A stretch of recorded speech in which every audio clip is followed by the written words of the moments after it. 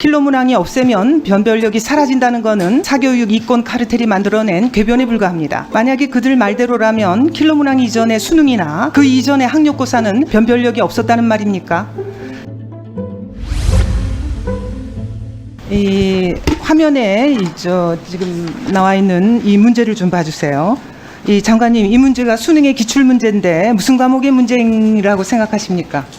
예, 국어 문제라고 생각합니다. 장관님은 알고 계시네요. 네. 저는 이 문제 봤을 때 과학 문제인 줄 알았어요. 그랬는데 알고 보니까 국어 문제랍니다. 이게 현장 교사와 수험생들이 꼽은 대표적인 킬러 문항입니다. 3분 안에 풀어야 한다는데 거의 불가능해 보입니다. 어제 교육부에서 킬러 문항 사례로 발표한 것이기도 합니다. 대통령께서 올해 초에 배제하라고 지시하신 게 바로 이런 킬러 문항을 말하는 것입니다. 이 지난 몇 년간 출제된 킬러 문항이 크게 두 가지 유형이라고 하는데요. 첫째는 대학 전공 수준의 지식을 요구하는 문항입니다. 이런 문제가 그 국어에서 이 과학, 경제 등 다양한 지문을 제시한다는 그런 주제로 비문항 문제에서 자주 나왔는데, 이게 사교육을 통해서 문제풀이 기술을 익힌 학생에게만 유리하다는 거죠. 그래서 결국은 사교육 시장을 키웠다는 그런 비판을 받고 있는 문제입니다. 이 다음 문제 봐주세요. 이 문제는 그 대학 수준의 지식을 요구하는 건 아니지만 지나치게 배배 꼬인 문제입니다. 이게 이번 6월의 모의포평가에서 수학 공통과목 22번 문제로 나온 함수 문제입니다. 이게 바로 킬러 문항이었는데요.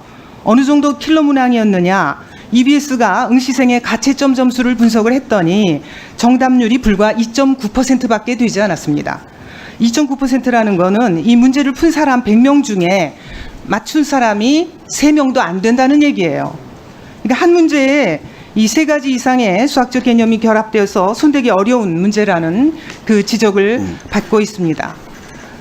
그러니까 이게 킬러 문항의 현황입니다. 이렇게 출제되는 킬러 문항은 결국 학생들을 사교육 시장으로 끌어내서 고가의 사교육비를 지불하게 만들고 결국 학부모의 등골을 휘게 만드는 그런 그 구조를 가지고 있습니다. 이 킬러 문항 기사에, 신문 기사에 보면은요, 이 댓글에는 킬러 문제가 대한민국의 미래를 킬링한다라는 그런 글이 올라와 있을 정도입니다.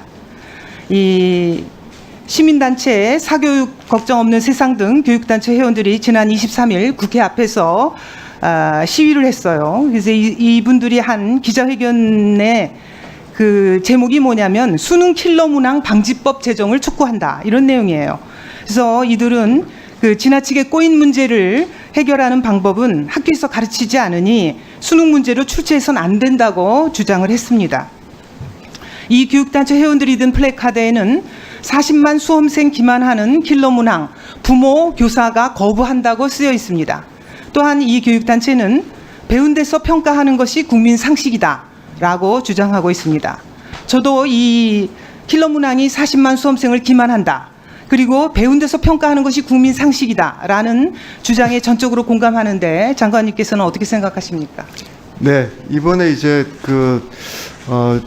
저희가 사실 뭐 오래된 관행이고 수십 년 동안 고쳐지지 못한 문제를 대통령의 지시에도 불구하고 신속하게 해결하지 못해서 특히 학부모 학생들에게 좀 이게 대책이 늦어지는 바람에 여러 가지 불편을 끼쳐드린 점에 대해서 다시 송구스럽다고 말씀을 드리고요. 그렇지만 이게 문제가 드러난 만큼 교육당국으로서는 철저하게 이 문제를 해소해야 된다고 생각합니다. 네. 무엇보다도 우선적으로 이 문제를 해결하고, 그렇지만 해결하는 과정에서 특히 이제 올 수능을 준비하고 있는 그 학생들의 혼란을 최소화하는 부분에 있어서도 책임지고 교육부가